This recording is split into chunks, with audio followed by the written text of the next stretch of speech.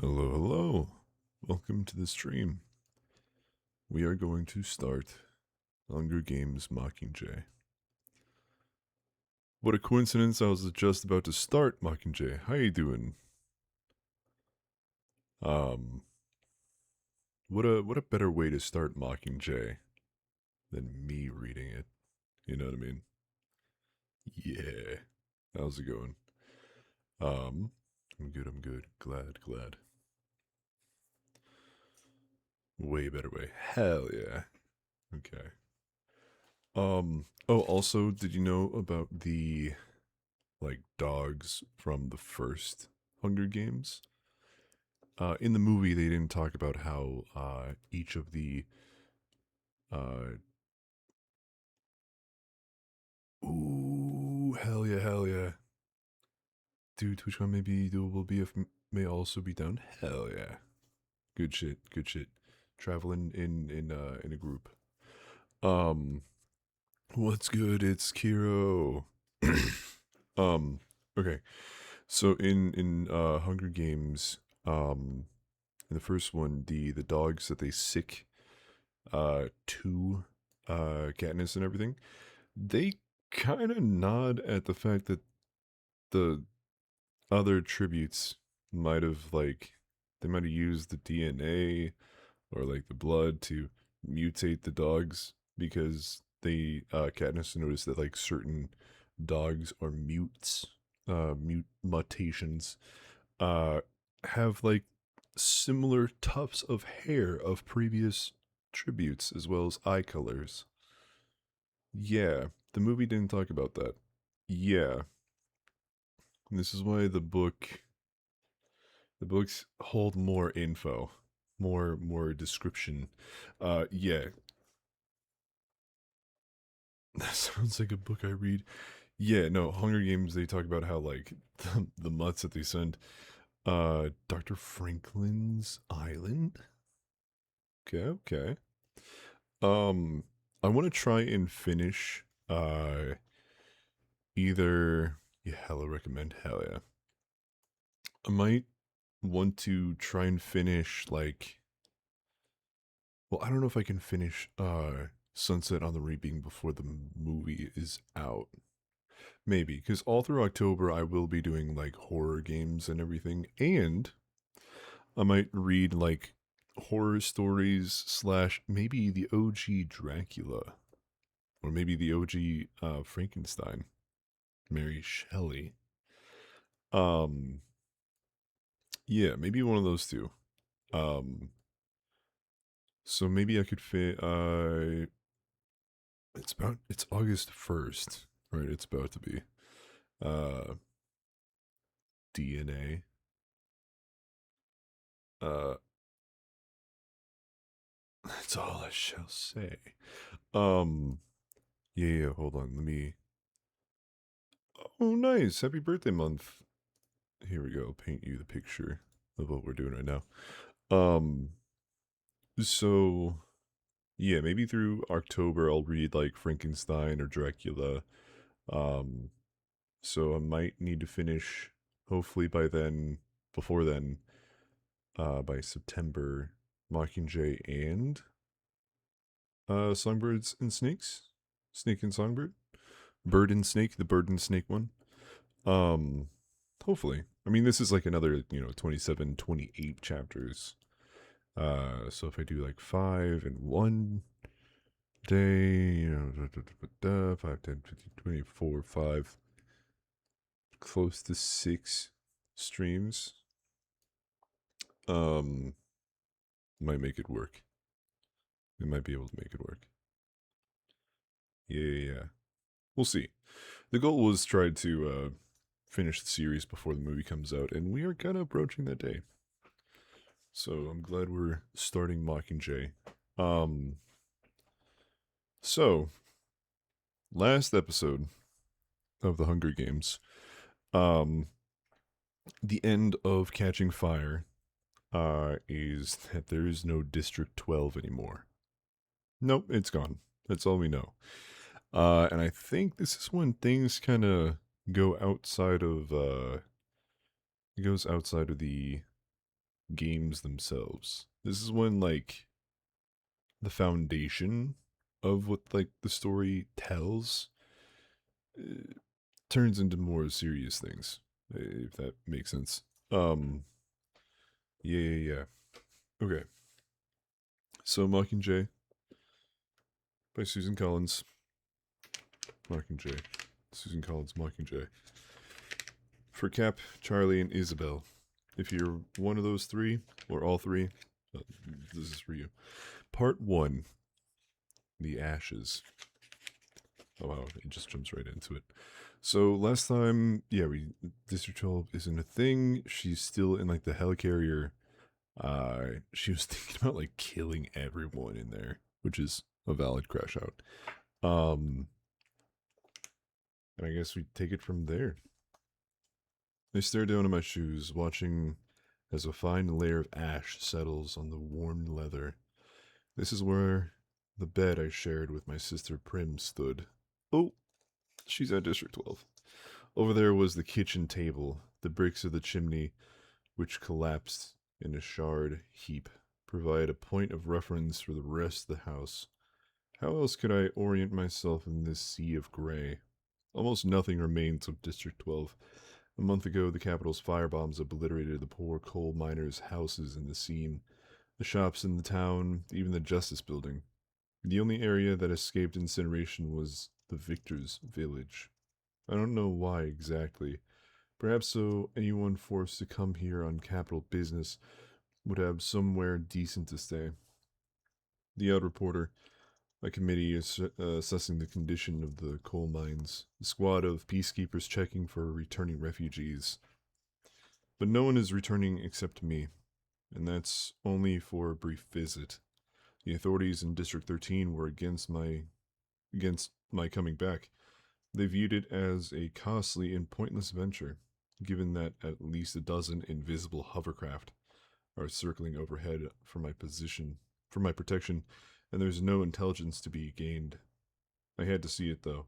So much so that I made it a condition of my cooperating with any of their plans. So she's with District 13. Finally, Plutarch Heavensby, the head game maker who had organized the rebels in the capital, threw up his hands. Let her go. Better to waste a day than another month. Maybe a little tour of 12 is just what she needs to convince her we're on the same side. The same side. A pain stabs my left temple and I press my hand against it, right on the spot where Joanna Mason hit me with a coil of wire. The memories swirl as I try to sort out what is true and what is false. What series of events led me to be standing in the ruins of my city? This is hard because the effects of the concussion she gave me haven't completely subsided, and my thoughts still have a tendency to jumble together. Also, the drugs they use to control my pain and mood sometimes makes me see things, I guess. I'm still not entirely convinced that I was hallucinating the night the floor of my hospital room transformed into a carpet of withering snakes. I use a technique one of the doctors suggested. I start with the simplest things I know to be true and work toward the more complicated. The list begins to roll in my head. My name is Katniss Everdeen. I am 17 years old. My home is District 12. I was in the Hunger Games. I escaped. The Capitol hates me. Peter was taken prisoner. He is thought to be dead. Most likely he is dead. It is probably the best if he is dead. Katniss, should I come down? My best friend Gale's voice reaches me through the headset the rebels insist I wear. He's up in the hovercraft, watching me carefully, ready to swoop in if anything goes amiss. Realize I'm crouched down now, elbows on my thighs, my head braced between my hands. I must look on the verge of some kind of breakdown. This won't do. Not when they're finally weaning me off the medication. Oh, she's going through it. She's going through. I straighten up and wave his offer away. No, I'm fine. To reinforce this, I begin to move away from my old house and in toward the town. Gale asked to be dropped off in 12 with me, but he didn't force the issue when I refused his company. He understands I don't want anyone with me today, not even him. Some walks you have to take alone. The summer's been scorching hot and dry as a bone. There's been next to no rain to disturb the piles of ash left by the attack. They shift here and there in reaction to my footsteps, no breeze to scatter them. I keep my eyes on what I remember as the road, because when I first landed in the meadow, I wasn't careful and I walked right into a rock. Only it wasn't a rock, it was someone's skull. Okay. It rolled over and over and landed face up, and for a long I couldn't stop looking at the teeth, wondering whose they were, thinking of how mine would probably look the same way under similar circumstances. Jesus.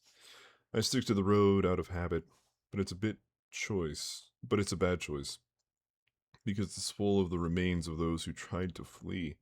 Some were incinerated entirely, but others, probably overcome with smoke, escaped the worst of the flames and now lie reeking in various states of decomposition. Carrion for scavengers, blanketed by flies. I killed you, I think, as I pass a pile, and you, and you. Oh, survivor's guilt. Because I did. It was my arrow, aimed at the in the force field surrounding the arena, that brought on this firestorm of retribution that sent the whole country of Panem into chaos. In my head, I hear President Snow's words spoken the morning I was to begin the victory tour. Katniss Everdeen, the girl who was on fire, you have provided a spark that, left unattended, may grow into an inferno that destroys Panem. It turns out he wasn't exaggerating or simply trying to scare me. He was perhaps genuinely attempting to enlist my help, but I had already set something in motion that I had no ability to control. Burning. Still burning, I think numbly. The fires at the coal mines belch black smoke in the distance. There's no one left to care, though. More than 90% of the district's population is dead. The remaining 800 or so are refugees in District 13, which, as far as I'm concerned, is the same thing as being homeless forever. I know I shouldn't think that. I know I should be grateful for the way we have been welcomed. Sick, wounded, starving, and empty-handed. Still, I can never get around the fact that District 13 was instrumental in 12's destruction. This doesn't absolve me of blame. There's plenty of blame to go round, but without them, I would not have been part of a larger plot to overthrow the capital, or had the wherewithal to do it. Okay, so District 13 is helping out the refugees of 12. The citizens of D12 had no organized resistance movement of their own. No say in any of this. They only had the misfortune to have me. Some survivors think it's good luck, though, to be free of D12 at last. To have escaped the endless hunger and oppression, the perilous mines, the lash of our final head peacekeeper, Romulus the Red. To have a new home at all is seen as a wonder, since up until a short time ago, we hadn't even known that D13 still existed. The credit for the survivor's escape has landed squarely on Gale's shoulders, although he's loath to accept it. As soon as the quarter quell was over, as soon as I had been lifted from the arena, the electricity in D12 was cut. The televisions were black and the scene became so silent people could hear one another's heartbeats. No one did anything to protest or celebrate what had happened in the arena. Yet within 15 minutes, the sky was filled with hover planes and the bombs were raining down. It was Gale who thought of the meadow, one of the few places not filled with old wooden homes embedded with coal dust. He herded those he could in its direction, including my mother and Prim. He formed the team that pulled down the fence. now just a harmless chain link barrier with the electricity off, and led the people into the woods. He took them to the only place he could think of, the lake my father had shown me as a child, and it was from there that they watched the distant flames eat up everything they knew in the world. By dawn, the bombers were long gone, the fires dying, the final stragglers round up. My mother and Prim had set up a medical area for the injured and were attempting to treat them with whatever they could glean from the woods. Gale had 2 sets of bows and arrows, 1 hunting knife, 1 fishing net, and over 800 terrified people to feed. With the help of those who were able bodied, managed for 3 days. Wait. Okay. They managed for 3 days.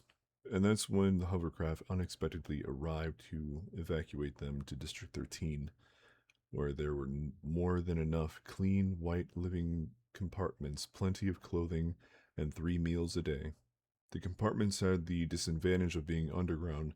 The clothing was identical, and the food was relatively tasteless. But for the refugees of 12, these were minor considerations. They were safe. They were being cared for. They were alive and eagerly welcomed. This enthusiasm was interpreted as kindness. But a man named Dalton, a District 12 refugee who'd made it to 13 on foot for a few years ago, leaked the real motive to me. They need you, me. They need us all. A while back, there was some sort of pox epidemic that killed a bunch of them and left a lot more infertile. New breeding stock, that's how they see us. Back in 10, he'd worked on one of the beef ranches, maintaining the genetic diversity of the herd with the implantation of long frozen cow embryos. He's very likely right about 13 because there don't seem to be nearly enough kids around. But so what? We're not being kept in pens, we're being trained for work. The children are being educated. Those over 14 have been given entry level ranks in the military and are addressed respectfully as soldier. Every single refugee was granted automatic citizenship by the authorities of 13. Right. That's right, that's right. Isn't like Panem and then one other continent like alive, or is Panem like the only continent? Because I know it's like post-apocalyptic, like environmental issues has caused the world, global warming and everything, and wars and all that kind of stuff. Where like it's kind of about it. It's kind of just Panem practically. So yeah, plus with pox and everything. Still I hate them, but of course I hate almost everybody now, myself more than anyone. The surface beneath my feet hardens, and under the carpet of ash I feel the paving stones of the square. Around the perimeter is a shallow border of refuse, where the shop stood. A heap of blackened rubble has replaced the Justice Building. I walked to the approximate site of the bakery Peta's family owned. Nothing much left but the melted lump of the oven. Peta's parents, his 2 older brothers, none of them made it to 13. Fewer than a dozen of what passed for District 12's well-to-do escaped the fire. Peta would have nothing to come home to anyway, except me. I back away from the bakery and bump into something, lose my balance, and find myself sitting on the hunk of sun-heated metal. I puzzle over what it might have been, then remember Thread's recent renovations of the square. Stocks, whipping posts, and this, the remains of the gallows. Bad. This is bad. It brings on the flood of images that torments me, awake or asleep. Peta being tortured, drowned, burned, lacerated, shocked, maimed, beaten, as the capital tries to get information about the rebellion that he doesn't know. I squeeze my eyes shut and try to reach for him across the hundreds and hundreds of miles, to send my thoughts into his mind, to let him know he is not alone. But he is, and I can't help him. Running, away from the square and to the one place the fire did not destroy. I passed the wreckage of the mayor's house, where my friend Madge lived. No word of her or her family. Were they evacuated to the capital because of her father's position, or left to the flames? Ashes billow up around me, and I pull to the hem of my shirt up over my mouth. It's not wondering what I breathe in, but who that threatens to choke me. Jesus.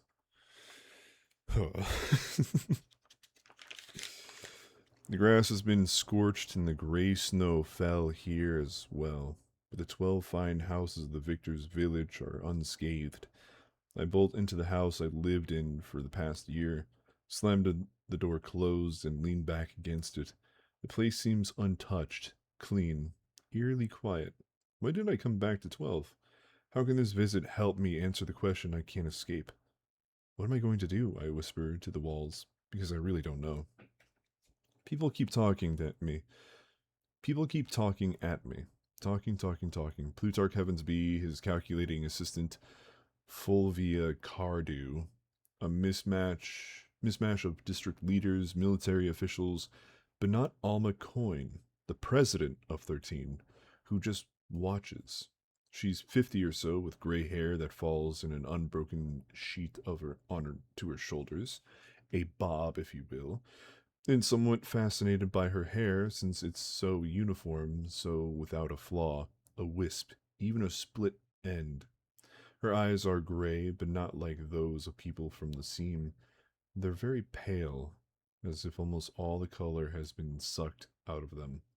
The color of slush that you wish would melt away. Ooh. Gray like the color of snow. What they want is for me to truly take on the role they designed for me. The symbol of the revolution, the Mockingjay. It isn't enough what I've done in the past defying the capital in the games, providing a rallying point. I must now become the actual leader, the face, the voice, the embodiment of the revolution.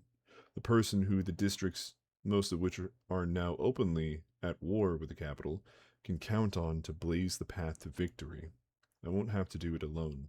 They have a whole team of people to make me over. Dress me, write my speeches, orchestrate my appearances, as if that doesn't sound horribly familiar. And all I have to do is play my part. Sometimes I listen to them, and sometimes I just watch the perfect line of Coyne's hair and try to decide if it's a wig. Thank you, Bones and all. Thank you. Hello, welcome to my channel. Hi.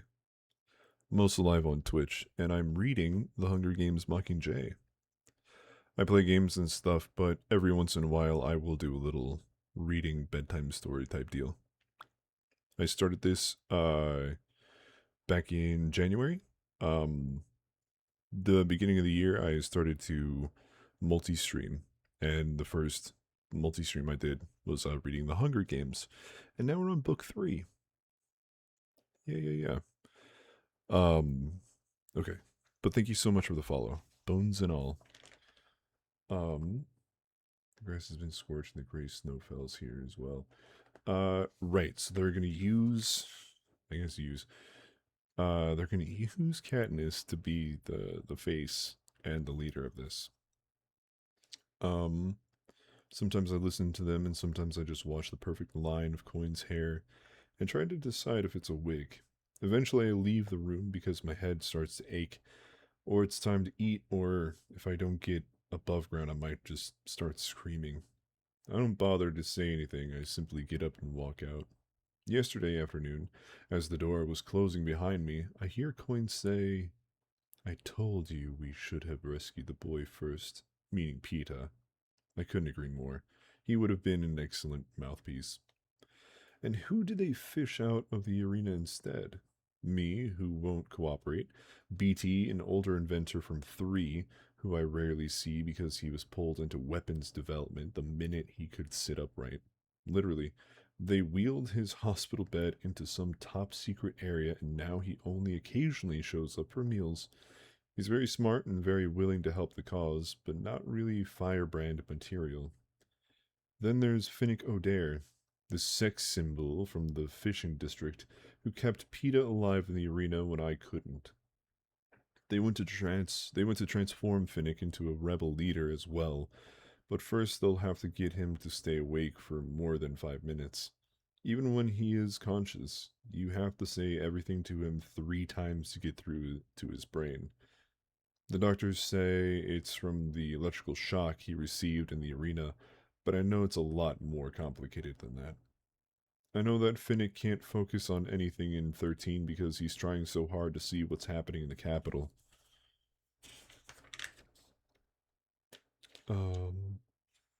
He's trying to see what's happening to the capital, in the capital, to Annie, the mad girl from his district who's the only person on Earth he loves. Oh, Annie. Despite serious reservations, I had to forgive Finnick for his role in the conspiracy that landed me here. He, at last, has some idea of what I'm going through, and it takes too much energy to stay angry with someone who cries so much. I move through the downstairs on Hunter's feet, reluctant to make any sound. I pick up a few remembrances, a photo of my parents on their wedding day, a blue hair ribbon for Prim, the family book of medicinal and edible plants.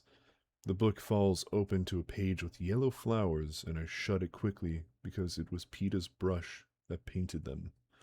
Oh. What am I going to do? Is there any point in doing anything at all? My mother, my sister, and Gail's family are safe. As for the rest of 12, people are either dead, which is irreversible, or protected in 13. That leaves the rebels in the districts. Of course, I hate the capital, but I have no confidence that my being the Mockingjay will benefit those who are trying to bring it down. How can I help the districts when every time I make a move, it results in suffering and loss of life? The old man shot in District 11 for whistling. The crackdown in 12 after I intervened in Gale's whipping. My stylist Cinna being dragged, bloody and unconscious, for the launch room before the games. Plutarch's sources believe he was killed during interrogation. Brilliant, enigmatic, lovely Cinna is dead because of me. I push the thought away because it's too impossibly painful to dwell on without losing my fragile hold on the situation entirely. Bro, not Cinna, dude. Hey, Shay, thank you, thank you. What am I gonna do to become the Mockingjay? Could any good I do possibly outweigh the damage? Who can I trust to answer that question? Certainly not that crew in 13. I swear, now that my family and Gale's are out of harm's way, I could run away, except for one unfinished piece of business. Peta. If I knew for sure that he was dead, I could just disappear into the woods and never look back. But until I do, I'm stuck. I spin on my heel at the sound of a hiss. In the kitchen doorway, back arched, ears flattened, stands the ugliest tomcat in the world. Buttercup, I say. The fucking cat lived, dude. Thousands of people are dead, but he has survived and even looks well fed. What? Huh. I was gonna say something. I was gonna say a rude thing. On what? He can get it in and out of the house through a window he always left ajar in the pantry. He must have been eating field mice. I refuse to consider the alternative. I've never read the books or watched the movies. What? Brother, we are book 3. Shay. Shay. Bro, what are you doing? Shay saying, brother, Mike, Jennifer Lawrence does a good job. All right, she does a good job. I'm sorry. No, you're fine. Watch the movies. You have homework. Oh, I gotta get my soundboard back. I'm gonna have like a gavel or something, bro. Oh my god. Or like Ace Attorney got us. Yeah, dude. Just like a gavel or like just like some kind of sound effect for, homework for chat. Oh my god. Yeah, I never watched it. Shit, they're all on Netflix. I'm going to straight up jail. Oh shit, man, I'm going to jail, man. Fuck. Okay, Cliff Notes. There's it's okay, we can be cellmates. Yeah. Cliff Notes, there's 12, maybe 13. Whenever I say 13, it's I'm lying. But there's 12 districts. You just cancel Netflix last month for Hulu and Disney? Oh no. They're on YouTube, and I think you can rent them for like $2 or $3. Good old Redbox, you know. Oh man, you guys got homework, bro. Cliff Notes. 12 districts, battle royale, children, dead, one survivor. But actually, book one, two survivors from the same district. Cliff Notes, book two, uh, victory lap, uh, other victors from previous Hunger Games. Uh, the map is a clock. Each segment is a different horror. But giant lightning tower strikes whenever clock happens. They break the barrier. They break Fortnite circle. There you go. Oh, what's good, Aiden? Um, yeah, that's kind of your cliff notes. But you homework right now. Not the Fortnite circle. Kind of, sorta, really. The area that they were in book two, I think was significantly smaller. Yes, Mr. Bullet. Yes. Oh, dude. I see. I do want to get like, if I do get like the green screen that you like pull from the ground up kind of thing, and it like locks itself, like an actual wall of like a green screen. The power. I would have like an actual background and everything. I would have like, yeah, like skits. Um, it's doable, but like I'm still trying to save up and everything. I got like three big purchases in mind now, which is wild. Um, I'm trying to get a digital Super 8 camera, a green screen, and a paper guillotine. So like I'm trying to plan them at some point. One of them. Um, okay, bro, we're like still in chapter one, by the way, and this is pretty good. This is a nice chapter. I like this chapter. This is a nice chapter. Okay. Fucking Buttercup, dude. Managed to live. I squat down and extend a hand. Come here, boy. Not likely. He's angry at his abandonment. Besides, I'm not offering food. My ability to provide scraps has always been my main redeeming quality to him.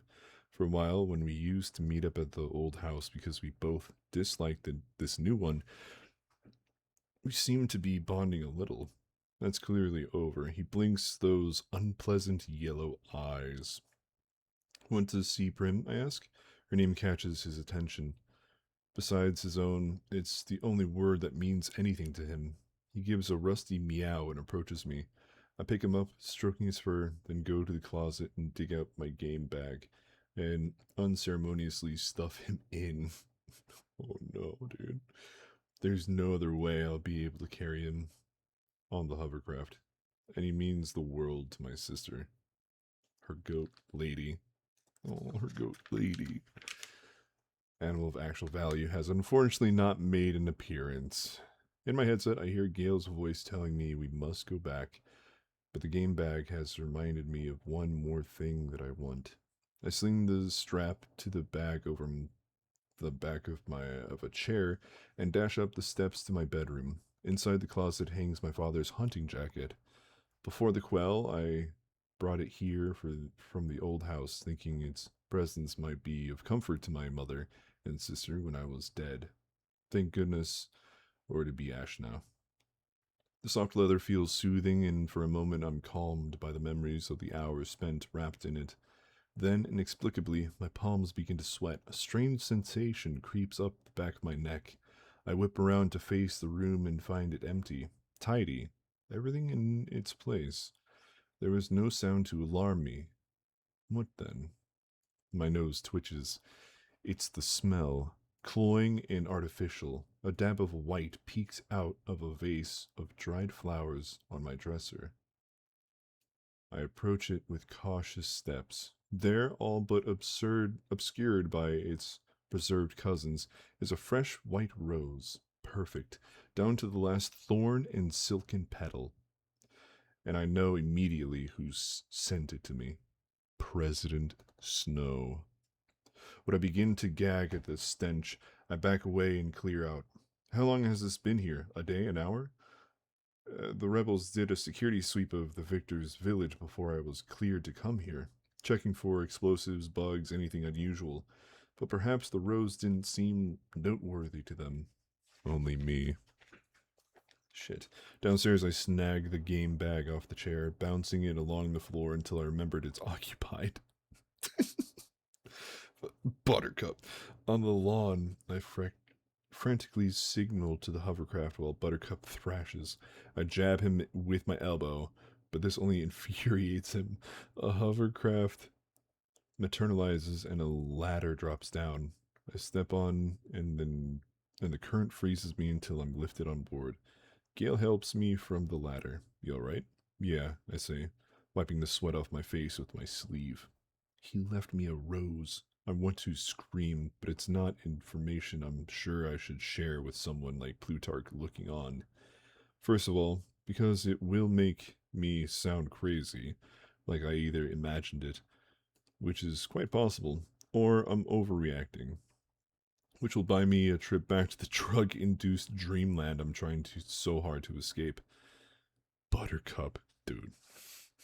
This cat Buttercup. No one will fully understand how it's not just the flower, not even just President Snow's flower, but a promise of revenge. Because no one else sat in the study with him when he threatened me before the victory tour. Positioned on my dresser, the white as snow rose is a personal message to me. It speaks of unfinished business. It whispers, I can find you. I can reach you. Perhaps I am watching you now. Dude. President Snow. Sucks. That's a hot take. I know. It's a hot take. Hate President Snow, dude.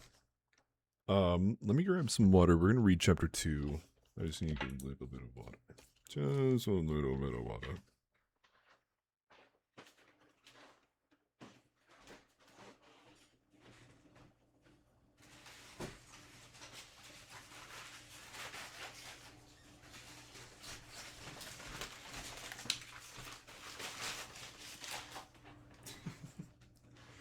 I just grabbed the whole gallon of water.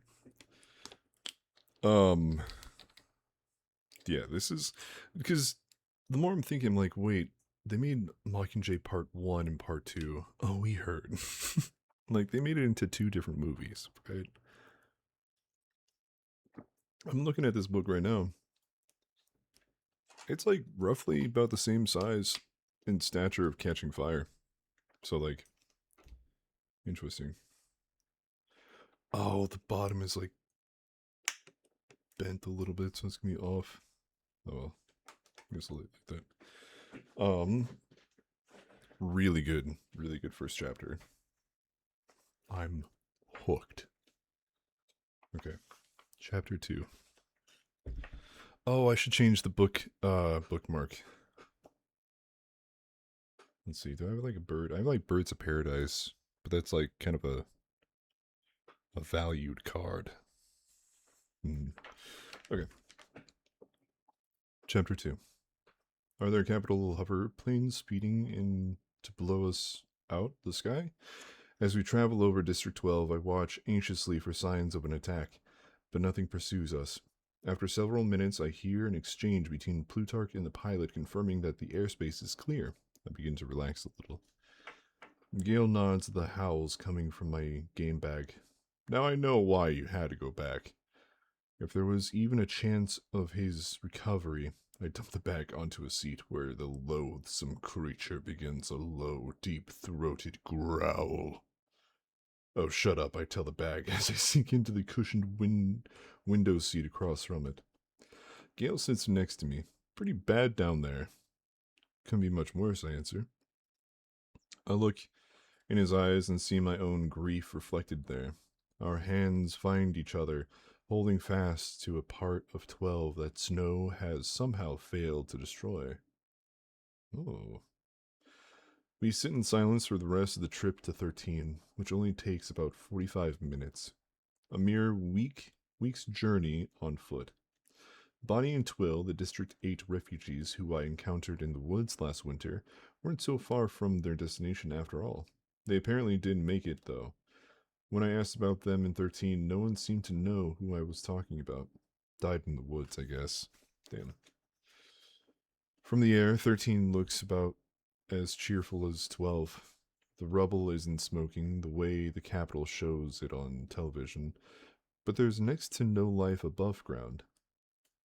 In the 75 years since the dark days, when 13 was said to have been obliterated in the war between the capital and the districts, almost all new construction has been beneath the Earth's surface. There was already a substantial underground facility here, developed over centuries to be either a clandestine refuge for government leaders in time of war, or the last resort for humanity if life above became unlivable. Most important for the people of 13, it was the center of the capital's nuclear weapon development program. It's a vault. It's Fallout Vault with nukes. The rebels of 13 wrested control for the government forces, trained their nuclear missiles on the capital, and then struck a bargain. They would play dead in exchange for being left alone. The capital had another nuclear arsenal out west, but it couldn't attack 13 without certain retaliation. It was forced to accept 13's deal. The capital demolished the visible remains of the district and cut off all access from the outside. Perhaps the capital's Perhaps the capital's leaders thought that, without help, 13 would die off on its own. It almost did a few times, but always managed to pull through due to strict sharing of resources, strenuous discipline, and constant vigilance against any further attacks from the capital. Ooh, okay. One singular ball hair liked the sick. Now the citizens live almost exclusively underground. You can go outside for exercise and sunlight, but only at very specific times in your schedule. You can't miss your schedule. Every morning you're supposed to stick your right arm in this contraption in the wall. It tattoos the smooth inside of your forearm with the schedule for the day in a sickly purple ink. W-Stream, thank you. 7 o'clock breakfast, 7:30 kitchen duties, 8:30 education center, room 17, and so on. The ink is indelible?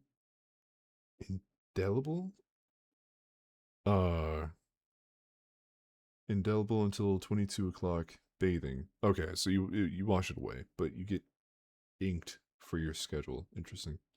Nothing they say in the movie. That's when whatever keeps it water resistant breaks down and the whole schedule rinses away. The lights out at 22:30 signals that everyone not on the night shift should be in bed.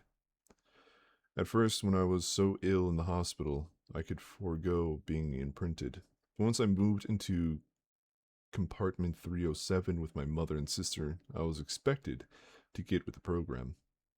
Except the showing up for meals, though, I pretty much ignore the words on my arm. I just go back out go back to the compartment, or wander around 13 or fall asleep somewhere hidden. An abandoned air duct. Behind the water pipes in the laundry, there's a closet in the education center that's great because no one ever seems to need school supplies. They're so frugal with things here. Waste is practically a criminal activity. Fortunately, the people of 12 have never been wasteful.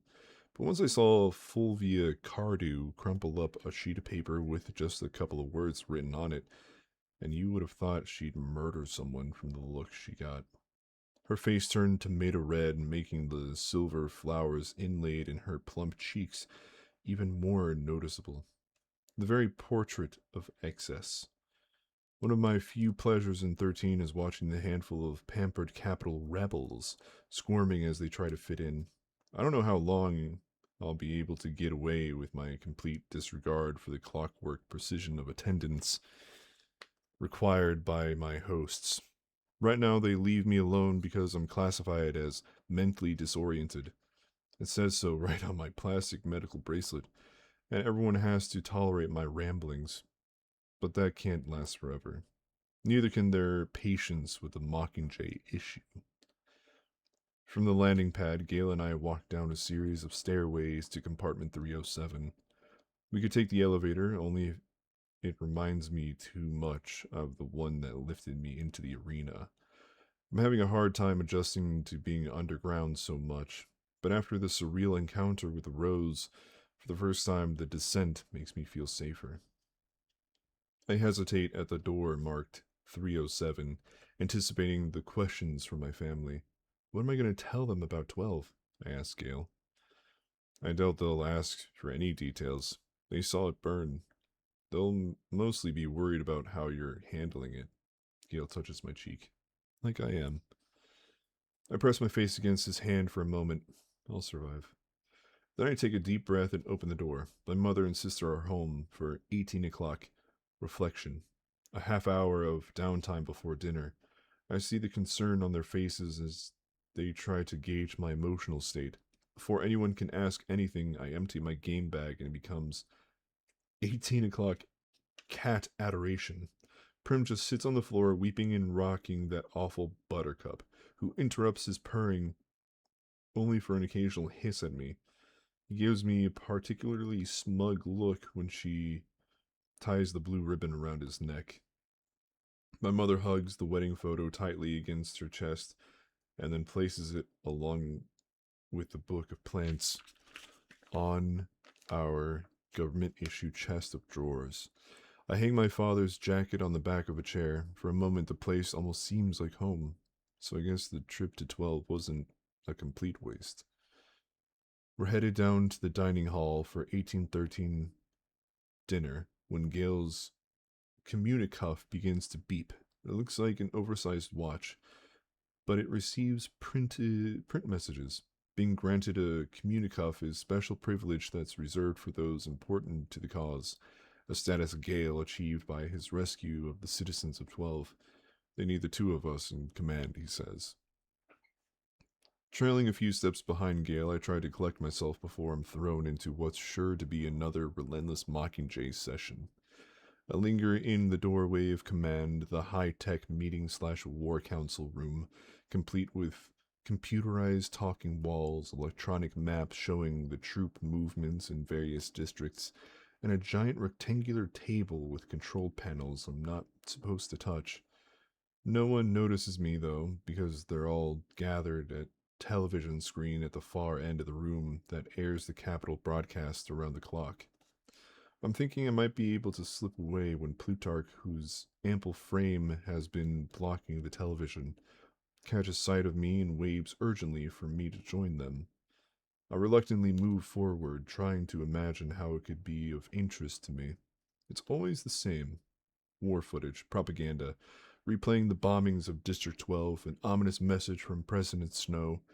So it's almost entertaining to see Caesar Flickerman, the eternal host of the Hunger Games, with his painted face and sparkly suit, preparing to give an interview, until the camera pulls back and I see that his guest is Peeta. Ooh. A sound escapes me. The same combination of gasp and groan that comes from being submerged in water, deprived of oxygen to the point of pain. I push people aside until I am right in front of him, my hand resting on the screen. I search his eyes for any sign of hurt, any reflection of agony or of torture. There is nothing. Peter looks healthy to the point of robustness. His skin is glowing, flawless, in that full body polish way. His manners composed, serious. I can't reconcile this image with the battered, bleeding boy who haunts my dreams. Caesar settles himself more comfortably in the chair across from Peter and gives him a long look. So, Peter. Welcome back. Peter smiles slightly. I bet you thought you'd done your last interview with me, Caesar. I confess I did, says Caesar. The night before the quarter quell, well, whoever thought we'd see you again? It wasn't part of my plan, that's for sure, says Peter with a frown. Caesar leans in to him a little. I think it was clear to all of us what your plan was. To sacrifice yourself in the arena so that Katniss Everdeen and your child could survive. That was it, clear and simple. Peter's fingers traced the upholstered pattern on the arm of the chair. But other people had plans as well. Yes, other people had plans, I think. Has Peter guessed, then, how the rebels used us as pawns? How my rescue was arranged from the beginning? And finally, how our mentor, Hamish Abernathy, betrayed us both for a cause he pretended to have no interest in. In the silence that follows, I notice the lines that have formed between Peter's eyebrows. He has guessed, or he has been told. But the Capitol has not killed or even punished him. For right now, that exceeds my wildest hopes. I drink in his wholeness, the soundness of his body and mind. It runs through me like the morphling they give me in the hospital, dulling the pain of the last weeks. Why don't you tell us about the last night in the arena, suggests Caesar. Help us sort a few things out. Peter nods, but takes his time speaking. That night, to tell you about that last night. Well, first of all, you have to imagine how it felt in the arena. It was like being an insect trapped under a bowl filled with steaming air. And all around you, jungle, green and alive with ticking. The giant clock ticking away your life, every hour promising some new horror. You have to imagine that in the past 2 days, 16 people have died, some of them defending you. At the rate of things are going, the last 8 will be dead by morning, save one, the victor, and your plan is that it won't be you. My body breaks out in sweat at the memory. My hand slides down the screen and hangs limply at my side. Peter doesn't need a brush to paint images from the games. He works just as well in words. Once you're in the arena, the rest of the world becomes very distant, he continues. All the people and things you loved or cared about almost ceases to exist.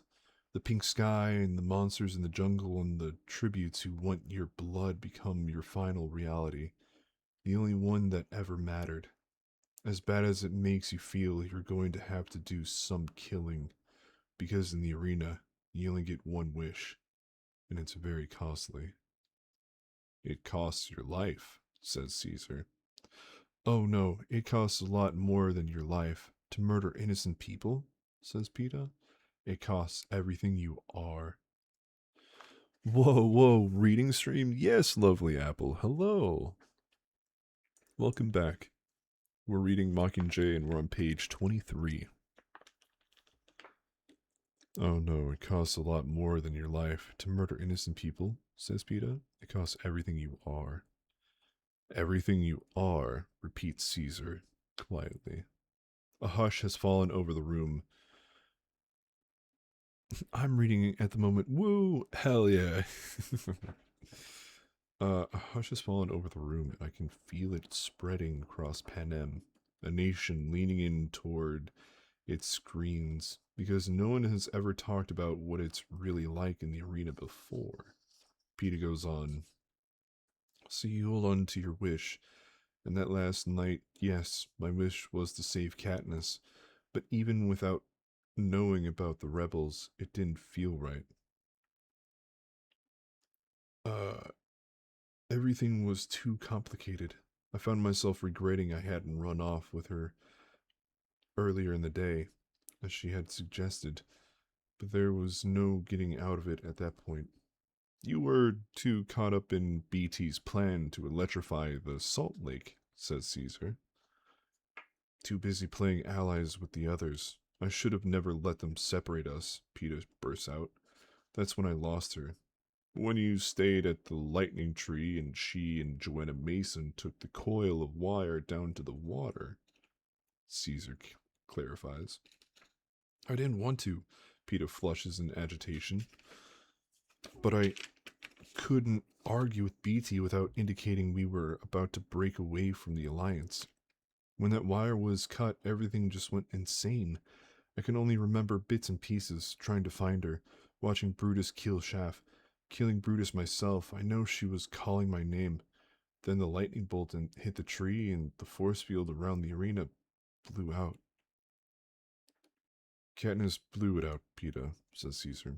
You've seen the footage. She didn't know what she was doing. None of us could follow BT's plan. You can see her trying to figure out what to do with that wire, Peeta snaps back. All right, it just looks suspicious, says Caesar. As if she was part of the rebels' plan all along. Peeta's on his feet, leaning into Caesar's face, hands locked on the arms of his interviewer's chair. Really? And was it part of her plan for Joanna to nearly kill her? For that electric shock to paralyze her, to trigger the bombing? He's yelling now. She didn't know, Caesar. Neither of us knew anything except that we were trying to keep each other alive. Caesar places his hand on Peeta's chest in a gesture that's both self-protective and conciliatory. Okay, Peeta, I believe you. It is really good books. It's pretty good books. Kinjo, though, I literally had every book for Twilight. I've watched Twilight. I'm not finished watching Twilight. Um, yeah. Hold on. Okay. Peeta withdraws from Caesar, pulling back his hands, running them through his hair, musing his carefully styled blonde curls. He slumps back in his chair, distraught. Caesar waits a moment, studying Peeta. What about your mentor, Hamish Abernathy? The silence was deafening. I was a teen, okay. No, you're fine. I still need to finish watching all the movies. Are y'all finishing up the books before the new movie comes out? Because that's what I'm doing. Me too. My goal is to finish Mockingjay, Sunset, or Ballad of Songbirds and Snakes before the movie. If I have enough time between the movie coming out and me finishing this Ballad of Songbirds, I might read the book. I think I should read the book before the movie. But do I want to cry twice? I mean, I will cry twice. I'm watching all the movies for the first time and just listening to streams. Hell yeah. I mean, dude, the book has a lot of more context and situations. Movies amazing with a visual representation of scenes and characters and everything. But books kind of hold a little more, but also film adaptations are really good. After I move, I'll go get the books. Hell yeah. Peeta's face hardens. I don't know what Hamish knew. Could he have been part of the conspiracy? Asked Caesar. But you're moving soon. Hell yeah. A lot of that happened in the movie. Yeah. Me with Revenge of the Sith, like that book is so good and emotional. I remember I have a Shakespearean version of, I think, episode 4. I should get like a Shakespearean version of all the OG movies 1 through 6. That'd be a fun read. Um, could have been part of the conspiracy, asked Caesar. Yeah, no, luckily I watched the streams enough to give the movies context. Yeah. There we go. There we go. Thanks, man. You gotta get a tablet? Ah, just get books. You never mentioned it, says PETA. Caesar presses on. What does your heart tell you? That I shouldn't have trusted him, says PETA. That's all. How much to make that the next read? How much? No, no, no, no, no. It don't gotta be transactional, dearies. It's gotta be fine. We'll be right. I think, what's the plan? Obviously Mockingjay, then Songbirds and Snakes, and then Sunset of the Reaping. October is going to be Dracula. And if I have enough time, Mary Shelley's Frankenstein. All right. Little Halloween time. Um and then shoot. A library card. Dude, support local libraries. Okay. I haven't seen Hamish since I attacked him on the hovercraft, leaving long claw marks down his face. I know it's been bad for him here. District 13 strictly forbids any production of or consumption of intoxicating beverages, and even the rubbing alcohol in the hospital is kept under lock and key. Finally, Hamish is being forced into sobriety, with no secret stashes or home-brewed concoctions to ease his transition. They've got him in seclusion until he's dried out, as he's not deemed fit for public display. It must be excruciating, but I lost all my sympathy for Hamish when I realized how he had deceived us. Hope he's watching the Capitol broadcast now, so he can see that PETA has cast him off as well. So I can walk to the library again? Hell yeah, Shay, that's what's up. Caesar pats PETA's shoulder. We can stop now if you want. Was there more to discuss? Says PETA wirily. I was going to ask your thoughts on the war, but if you're too upset, begins Caesar.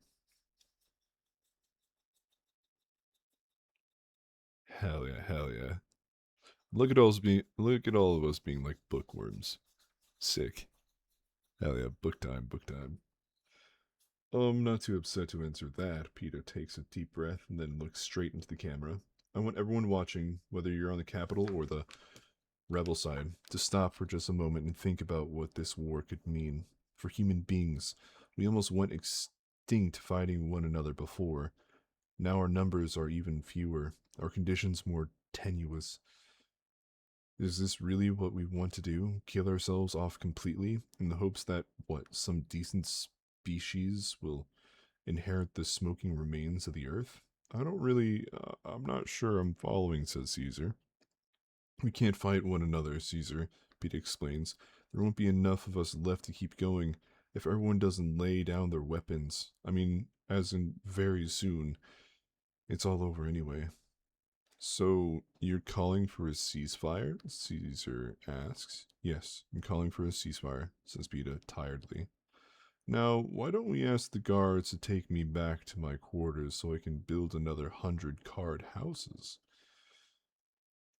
Caesar turns the camera. Alright, I think that wraps it up. So back to our regular scheduled programming.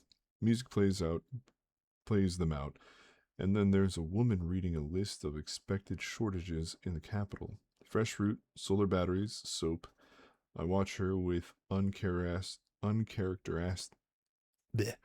uncharacteristically, yeah, uncharacteristic absorption, because I know everyone will be waiting for my reaction to the interview. But there's no way I can process it all so quickly. The joy of seeing Peta alive and unharmed, his defense on my innocence and collaborating with the rebels, and his undeniable complicity with the capital now that he's called for a ceasefire. Oh, it made it sound as if he were condemning both sides in the war, but at this point, with only minor victories for the rebels, a ceasefire could only result in a return to our previous status, or worse. Behind me, I can hear the accusations against Peta building. The words traitor, liar, and enemy bounces off the walls. Since I can neither join in the rebels' outrage nor counter it, I decide the best thing to do is clear out. As I reach the door, Coin's voice rises above the others. You have not been dismissed, Soldier Everdeen. One of Coin's men lays a hand on my arm. It's not an aggressive move, really, but after the arena, I react defensively to any unfamiliar touch. I jerk my arm free and take off running down the halls. Behind me, there's the sound of a scuffle, but I don't stop. My mind does a quick inventory of my odd little hiding places, and I wind up in the supply closet, curled up against a crate of chalk. Um, if I had a theme song when waking up, what would it be? Um, hmm. It's actually a good question. Oh, hold on. I think it's in my playlist. Little intermission. Jandry? Yeah. Wheels on the Bus? That's actually pretty good. Hold on. Let me go through my liked songs. A Man Without Love. Hold on. There's a really chill one.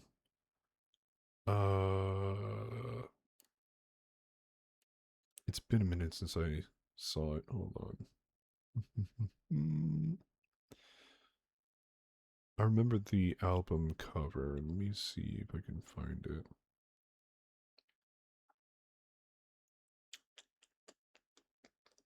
It's getting closer.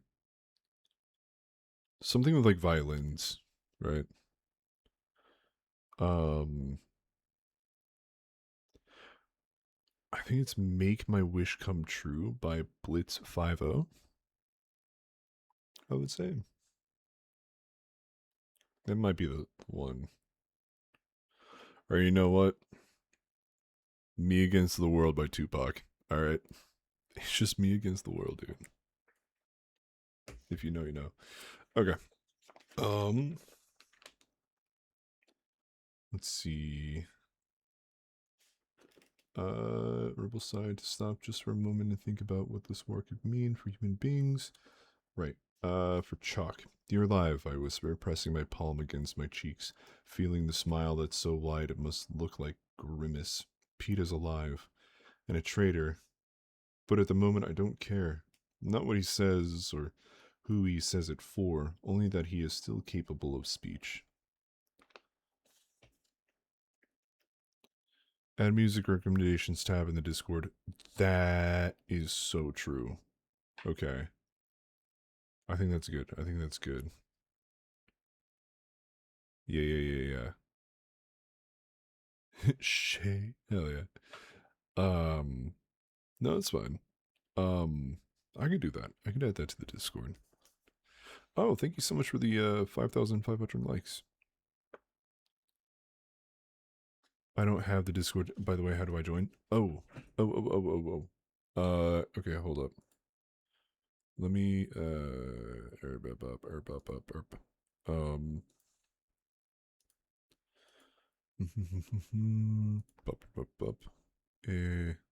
copy, and then I do this, how do I do this, and then I do this, and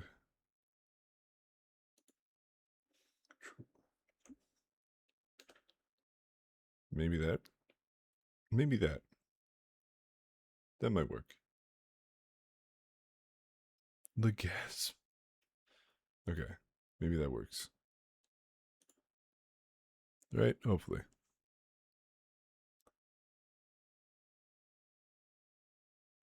Hopefully that works. I sent you the invite. Okay. Um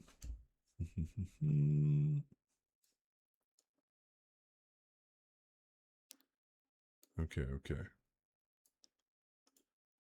Maybe that worked. Hopefully that worked. If it doesn't, I will try to invite you again. Thank you so much for the friendship, Nicholas. Okay, so she's running away and kind of coddling and being like, "Oh my god, he's away, he's alive." After a while, the door opens and someone slips in. Gale slides down beside me, his nose trickling blood. What happened? I asked. I got in Boggs' way, he answers with a shrug. I use my sleeve to wipe his nose. Watch it. I try to be gentler, patting, not wiping. Which one is he? Oh, you know, Coin's right-hand lackey, the one who tried to stop you. He pushes my hand away. Quit, you'll bleed me to death. Okay, Gale's a little rude. The trickle has turned to a steady stream. I give up on the first aid attempts. I fought with Boggs. No, just blocked the doorway when he tried to follow you. His elbow caught me in the nose, says Gale. He'll probably punish you, I say. Already have. He holds up his wrist. I stare at it uncomprehensively. Uncomprehendingly. Coin took back my communicuff. Damn. I bit my lip trying to remain serious, but it seemed so ridiculous. I'm sorry, Soldier Gale Hawthorne. Don't be, Soldier Katniss Everdeen. Hell yeah, good thing. Good. I'm glad you're in. He grins. I felt like a jerk walking around with it anyway. We both start laughing. I think it was quite a demotion. This is one of the few good things about 13, getting Gale back. With the pressure of the capital's arranged marriage between Peta and me gone, we've managed to regain our friendship. He doesn't push it any further, try to kiss me or talk about love. Either I've been too sick or he's willing to give me space, or he knows it's just too cruel with Peta in the hands of the capital. Whatever the case, I've got someone to tell my secrets to again. Who are these people, I say? They're us. They're us. If we'd have nukes instead of a few lumps of coal, he answers. I like to think 12 wouldn't have abandoned the rest of the rebels back in the dark days, I say. We might have, if it was that, surrender or start a nuclear war, says Gale. In a way, it's remarkable they survived at all. Maybe it's because I still have the ashes of my own district on my shoes, but for the first time, I give the people of 13 something I have withheld from them. Credit. For staying alive against all odds.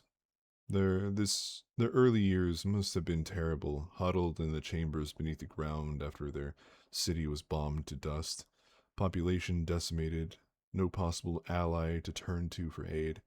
Over the past 75 years, they've learned to be self-sufficient, turned their citizens into an army, and built a new society with no help from anyone.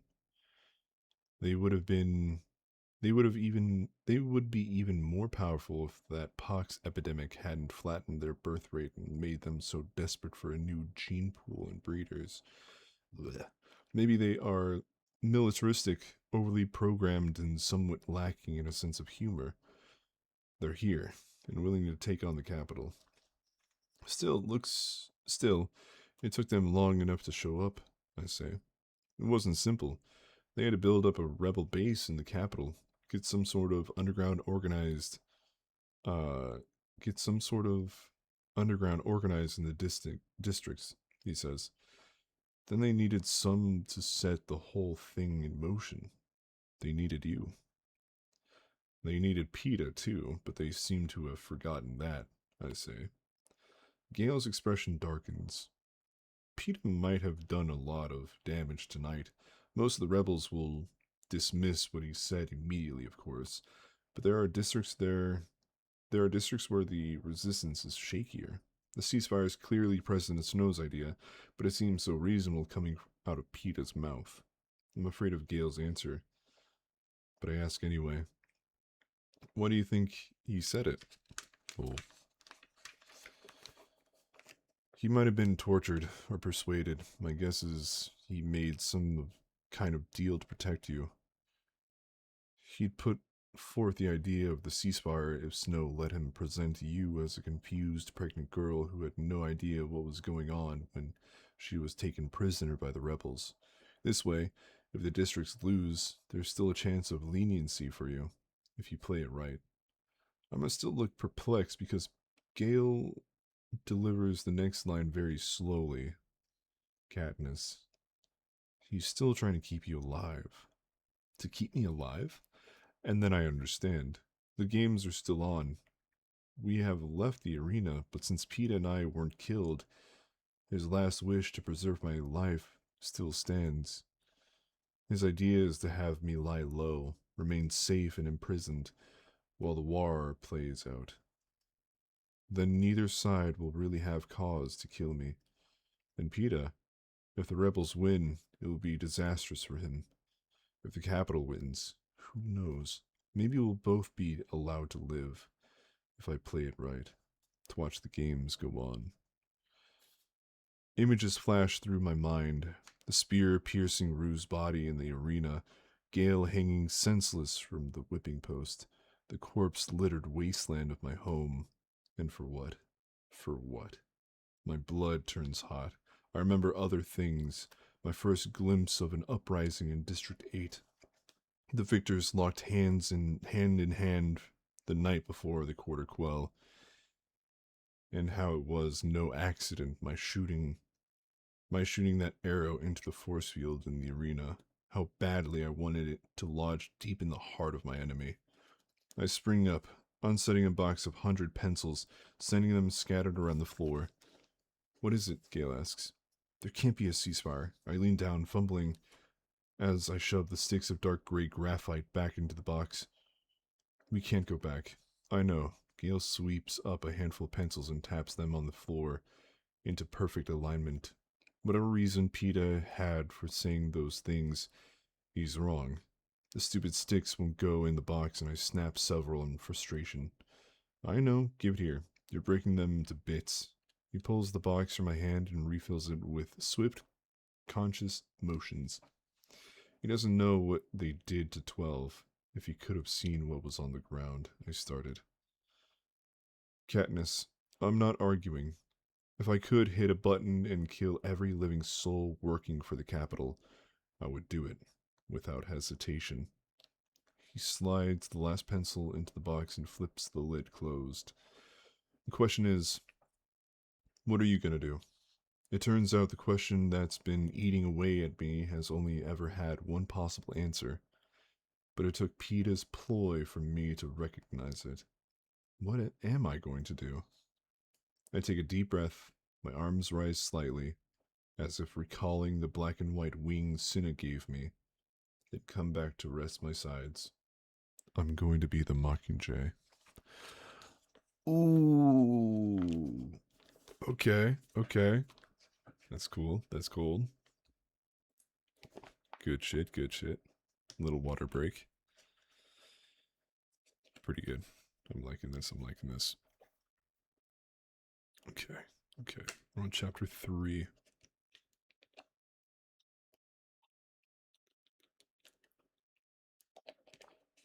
Okay. Chapter 3.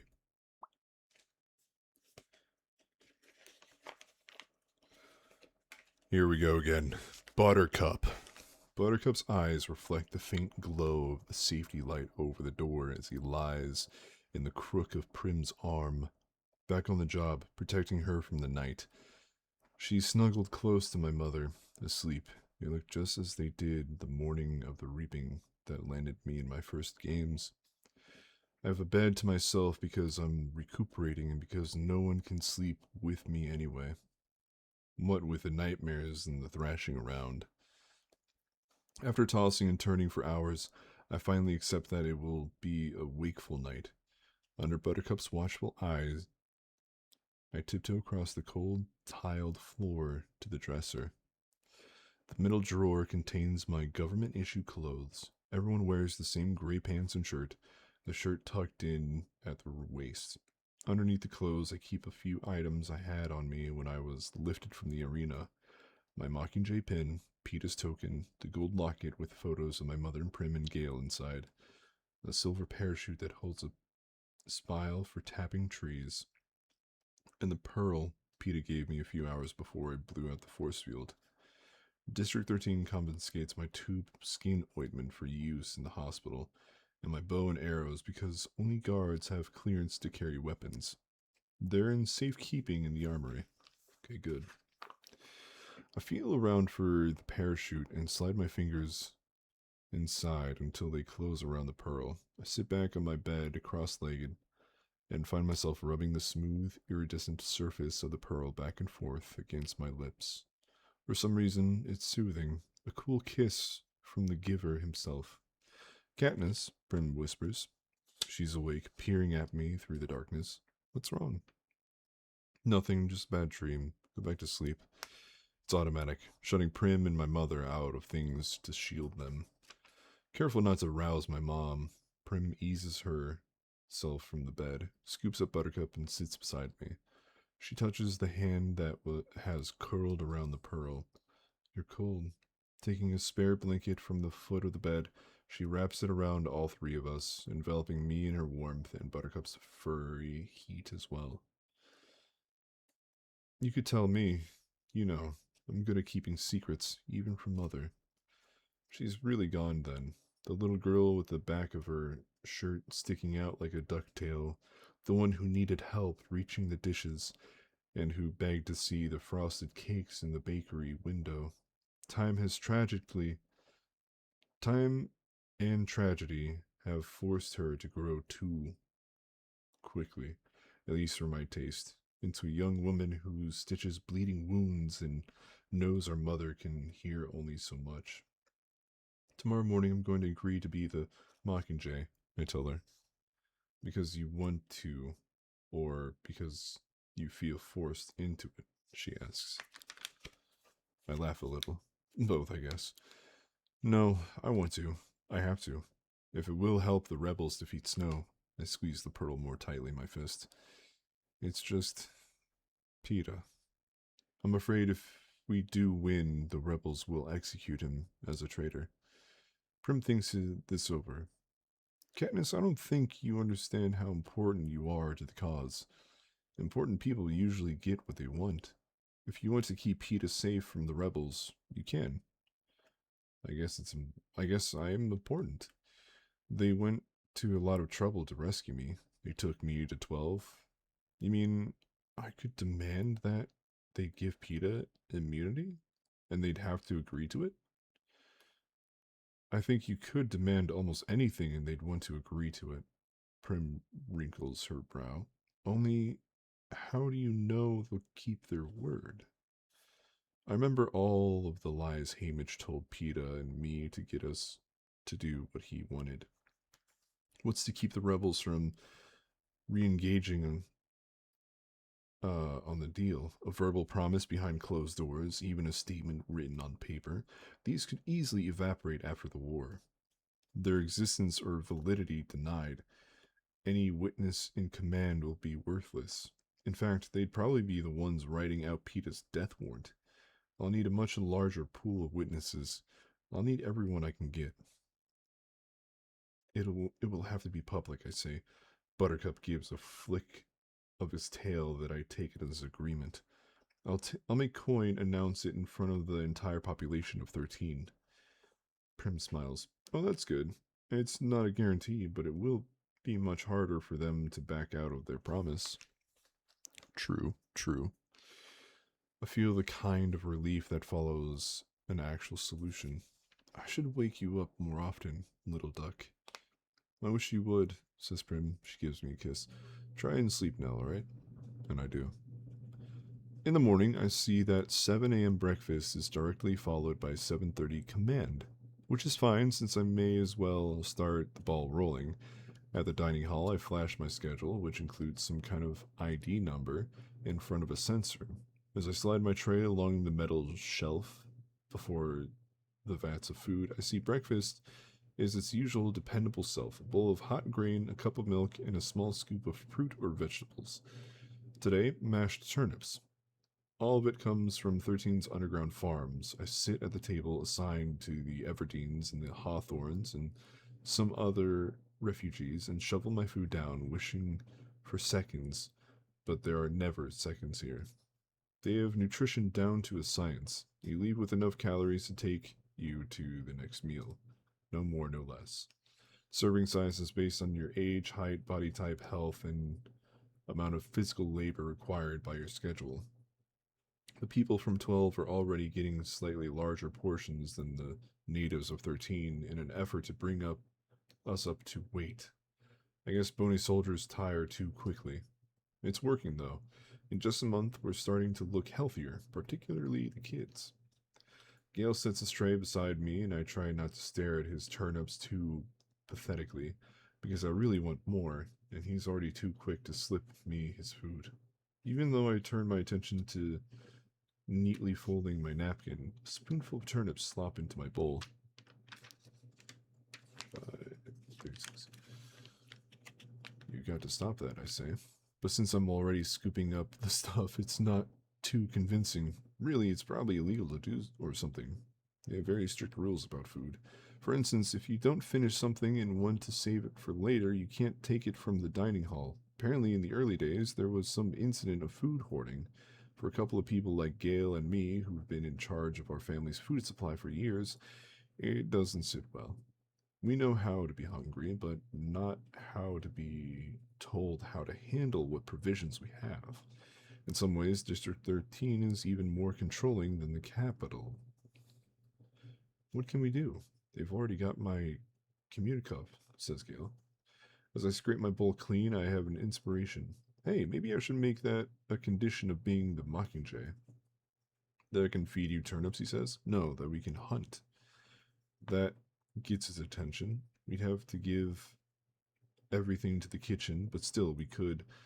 I don't have to finish because he knows. We could be above ground in our woods. We could be ourselves again. Do what he says.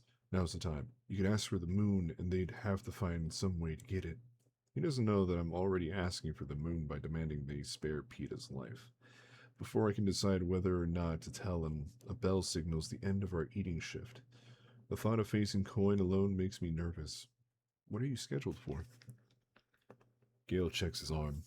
Nuclear history class, where, by the way, your absence has been noticed. I have to go to command. Come with me, I ask? Alright, they might throw me out after yesterday. As we go to drop off our trays, he says, you better put Buttercup on your list of demands, too. I don't think the concept of useless pets is well known here. Oh, they'll find him a job. Tattoo it on his paw every morning, I say, but I make a mental note to include him for Prim's sake. By the time we get to command, Coin, Plutarch, and all their people have already assembled. The sight of Gale raises some eyebrows, but no one throws them out. My mental notes have become too jumbled, so I ask for a piece of paper and a pencil right off. My apparent interest in the proceedings, the first I've shown since I've been here, takes them by surprise. Several looks are exchanged. Probably they had some extra special lecture planned for me, but instead, Coin personally hands me the supplies, and everyone waits in silence while I sit at the table and scrawl out my list. Buttercup hunting Peta's immunity, announced in public. This is it. Probably my only chance to bargain. Think, what else do you want? I feel him standing on my shoulder. Gale added to the list. I don't think I can do this without him. The headaches coming on and my thoughts begin to tangle. I shut my eyes and start to recite silently. My name is Katniss Everdeen. Oh, no. My name is Katniss Everdeen. I am 17 years old. My home is District 12. I was in the Hunger Games. I escaped. The Capitol hates me. Peta was taken prisoner. He is alive. He is a traitor, but alive. I have to keep him alive. The list. Oh, Katniss. Reciting that, man, it still seems too small. I should try to think bigger, beyond our current situation where I am of utmost importance, to the future where I may be worth nothing.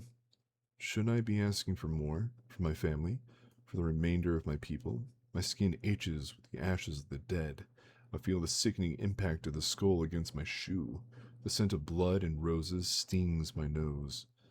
The pencil moves across the page on its own. I open my eyes and see the wobbly letters. I kill Snow. If he's captured, I want the privilege. Dude. That's crazy. Plutarch gives a discreet cough. About done there? I glance up and notice the clock. I've been sitting here for 20 minutes. Finnick isn't the only one with attention problems. Yeah, I say. My voice sounds hoarse, so I clear my throat. Yeah, so this is the deal.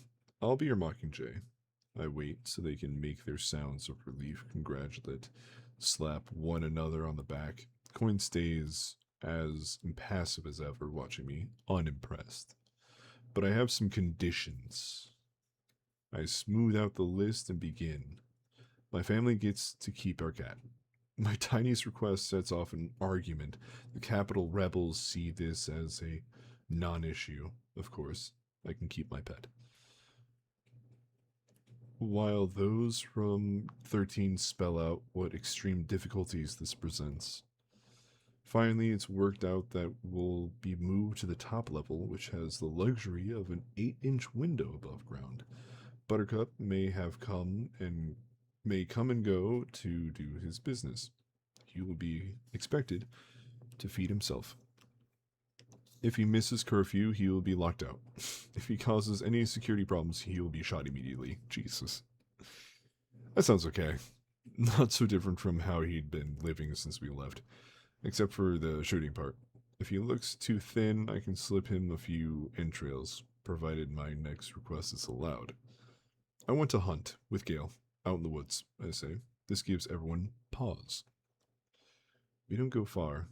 We'll use our own bows. You can have the meat for the kitchen, adds Gale. I hurry on before they can say no. It's just, I can't breathe. Shut up here like a... I would get better, faster if I could hunt.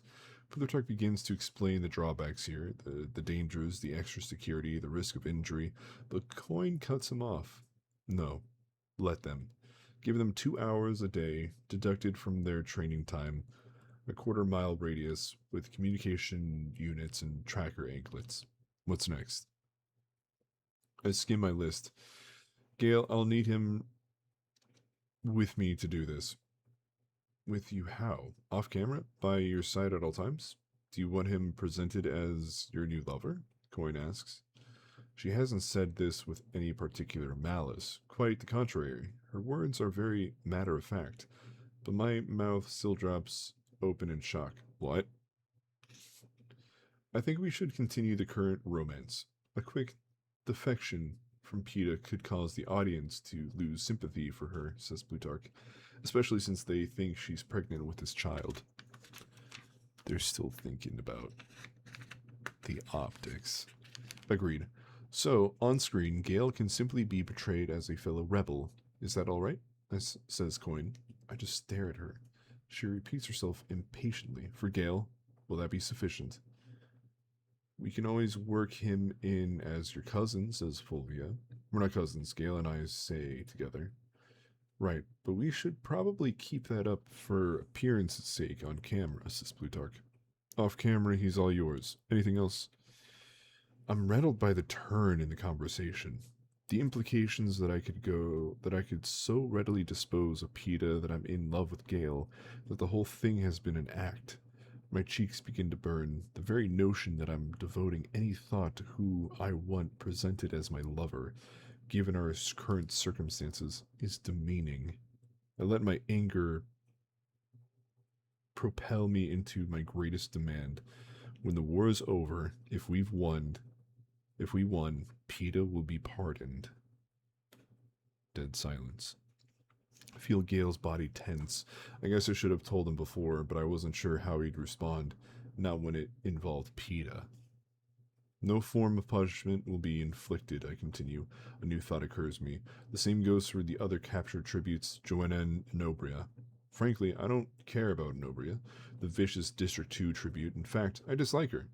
But it seems wrong to leave her out. No, says Coin flatly. Yes, I shoot back.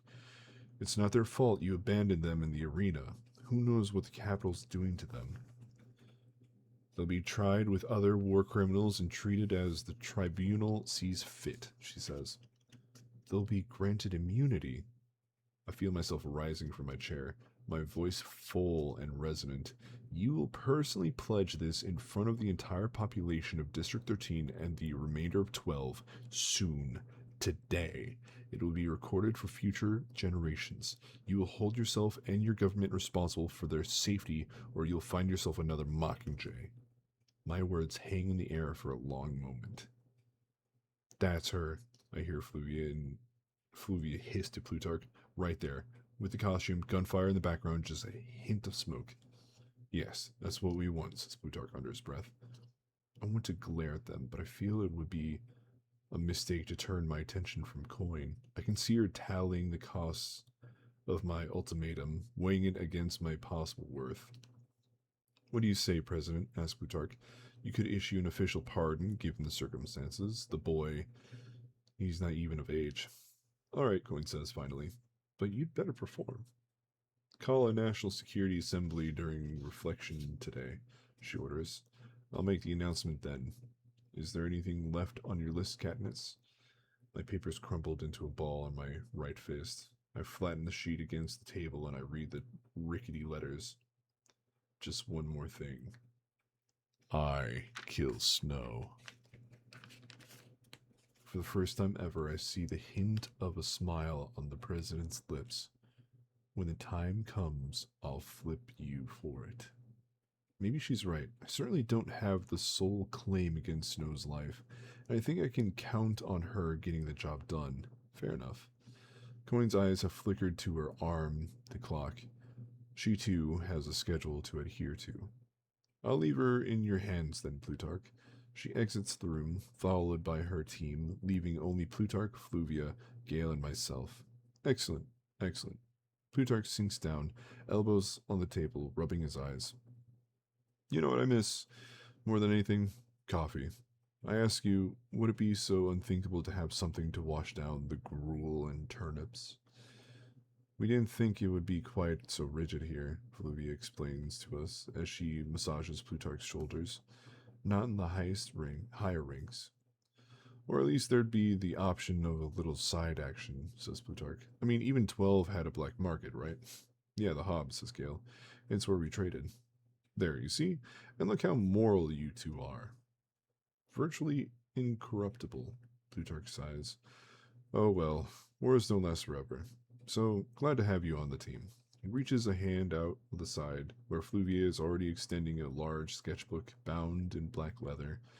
In general, what we're asking of you, Katniss, I'm aware you have mixed feelings about participating. I hope this will help. Plutarch slides the sketchbook across to me. For a moment, I look at it suspiciously. Then curiosity gets the better of me. I open the cover to find a picture of myself standing straight and strong in a black uniform. Only one person could have designed the outfit. A first glance utterly utilitarian. A second, a work of art. The swoop of the helmet, the curve of the breastplate, the slight fullness of the sleeves that allows the white folds under the arms to show. In his hands, I am again a Mockingjay. Cinna, I whisper. Yes, he made me promise not to show you this book until you decided to be the Mockingjay on your own. Believe me, I was very tempted, says Plutarch. Go on, flip through. I turn the pages slowly, seeing each detail of the uniform, the carefully tailored layers of body armor, the hidden weapons in the boots and belt, the special reinforcements over my heart. On the final page, under the sketch of my Mockingjay pin, Cinna's written, I'm still betting on you. When did he My voice fails me. Let's see. Well, after the Quarter Quell announcement, a few weeks before the games, maybe, there are not only the sketches, we have your uniforms. Oh, and BT's got something really special waiting for you down the armory. I won't spoil it by hinting it, says Plutarch. You're going to be the best dressed rebel in history, says Gale with a smile. Suddenly I realize he's been holding out on me. Like Cinna, he's wanted me to make this decision all along. Let's see. Okay. Our plan is to launch an airtime assault, says Plutarch, to make a series of what we call propos, which is short for propaganda spots, featuring you, a broadcast, and broadcast them to the entire population of Panem. How? The capital has sole control of the broadcast, says Gale, but we have BT. About 10 years ago, he essentially redesigned the underground network that transmits all the programming. He thinks there's a reasonable chance it can be done. Of course, we'll need something to air. So, Katniss, the studio waits your pleasure. Plutarch turns to his assistant. Fluvia? Plutarch and I have been talking about how on earth we can pull this off. We think that it might be best to build you, our rebel leader, from the outside in. That is to say, let's find the most stunning Mockingjay look possible, and then work your personality up to deserving it, she says brightly. You already have her uniform, says Gale. Yes, but is she scarred and bloody? Is she glowing with the fire of rebellion? Just how grimy can we make her without disgusting people? At any rate, she has to be something. I mean, obviously this, Fluvia moves in on me quickly, framing my face with her hands, won't cut it. I jerk my head back reflexively, but she's already busy gathering her things. So, with that in mind, we have another little surprise for you. Come, come. Fluvia gives us a wave, and Gale and I follow her and Plutarch out in the hall. So, well intended and yet so insulting, Gale whispers in my ear. Welcome to the capital, I mouth back. But Fluvia's words have no effect on me. I wrap my arms tightly around the sketchbook and allow myself to feel hopeful. This must be the right decision, if Cinna wanted it. We board an elevator and Plutarch checks his notes. Let's see. It's compartment 3908. He presses a button marked 39, but nothing happens. You must have to key it, says Fluvia. Plutarch pulls a key attached to a thin chain from under his shirt and inserts it into a slot I hadn't noticed before. The door slides shut. Ah, there we are. The elevator descends 10, 20, 30 plus levels, farther down than I ever knew District 13 went. It opens on a wide white corridor lined with red doors, which look almost decorative compared to the gray ones on the upper floors. Each is plainly marked with a number: 3901, 3902, 3903. As we step, I glance behind me to watch the elevator close and see a metallic grate slide into place over the regular doors. When I turn, a guard has materialized from one of the rooms at the far end of the corridor. A door swings silently shut behind him as he strides towards us. Plutarch moves to meet him, raising a hand in greeting, and the rest of us follow behind him. Something feels very wrong down here. It's more than the reinforced elevator, or the claustrophobia of being so far underground, or the caustic smell of antiseptic. One look at Gale's face and I can tell he senses it as well. Good morning. We were just looking for, Plutarch begins. You have the wrong floor, says the guard abruptly. Really? Plutarch double checks his notes. I've got 3908 written right here. I wonder if you could just give a call up to... I'm heading to bed. It's almost 3 a.m. here. Okay. I am going to be doing the same thing after this page. I'll be wrapping up the stream. I'm afraid I have to ask you to leave now. Assignment discrepancies can be addressed at the head office. Ooh, you're going to Puerto Rican parade tomorrow? Hell yeah. I'm working. again. So the next stream is gonna be the same time. Oh sweet, I was about to go to bed, but I'll wait. Hell yeah. Enjoy the Puerto Rican parade. That sounds amazing. And have a good night. Assignment discrepancies can be addressed at the head office, says the guard. It's right ahead of us, compartment 3908, just a few steps away. The door, in fact, all the doors seem incomplete. No knobs. They must swing free on hinges like the door on the guard appeared through. Where's that again? Asked Luvia. You find the head office on level 7, says the guard, extending his arms to corral us back to the elevator. From behind door 3908 comes a sound, just a tiny whimper, like something a cowed dog might make to avoid being struck. Only all too human and familiar. My eyes meet Gale's for just a moment, but it's long enough for two people who operate the way we do. I let Cinna's sketchbook fall at the guard's feet with a loud bang. A second after he leans down to retrieve it, Gale leans down too, intentionally bumping heads. Oh, I'm sorry, he says, with a light laugh, catching the guard's arms as if to steady himself, turning him slightly away from me.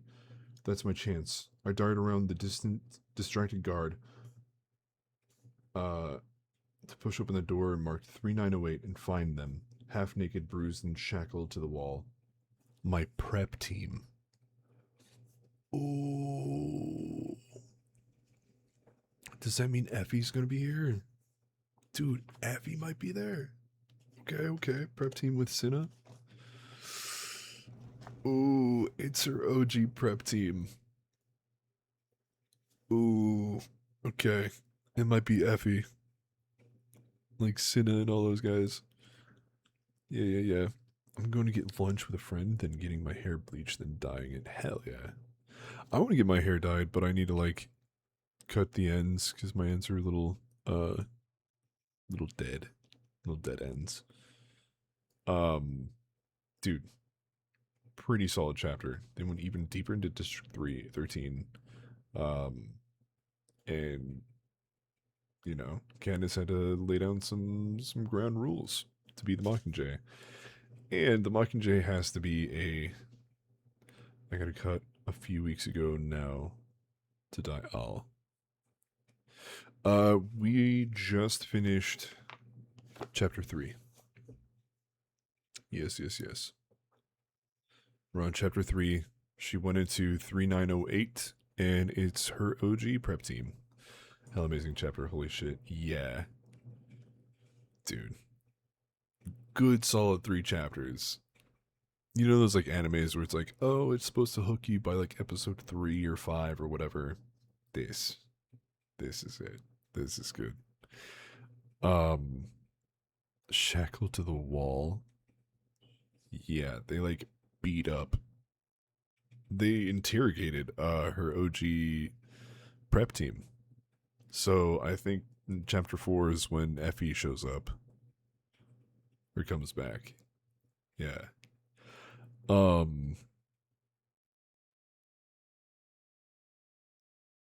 Yeah. But we are going to end it here. Effie. Yeah, no, this is really good. I work around. Oh, is everyone joining? Everyone's here. Yeah, we are going to continue this maybe tomorrow. I think I gotta do some math because I could do. Well, we could probably do more tomorrow. I think. Yeah, I want to make some progress into Mockingjay so that I have like maybe a stream or two of playing games and stuff because I'm a little worried that we might not get to Sunset of the Reaping before the movie. So we're gonna try and make some progress on Mockingjay. So it's either this or other stuff tomorrow. So yeah, everyone joining in now, I'm so sorry. The VOD will be on, so you can catch this stream in a few minutes after I end it. Um, hopefully we'll do some more. Thank you so much for the friendship, Nicholas. Hopefully we'll do some more of this tomorrow. I'll probably just, roll the dice depending on how I'm feeling after work. But I'm so glad people are liking this. I do appreciate it. And yeah, I will see you guys tomorrow night. Y'all have a good night. Be safe out there. Thank you so much for the 6,000 likes and more. Thank you, thank you. Get plenty of rest and stay hydrated. Yes, water is very important. Yeah, thank you all so much for watching. You can catch this as a VOD and hopefully on my YouTube soon. Sweet dreams. Yes, yes, yes. Good night. Bye bye.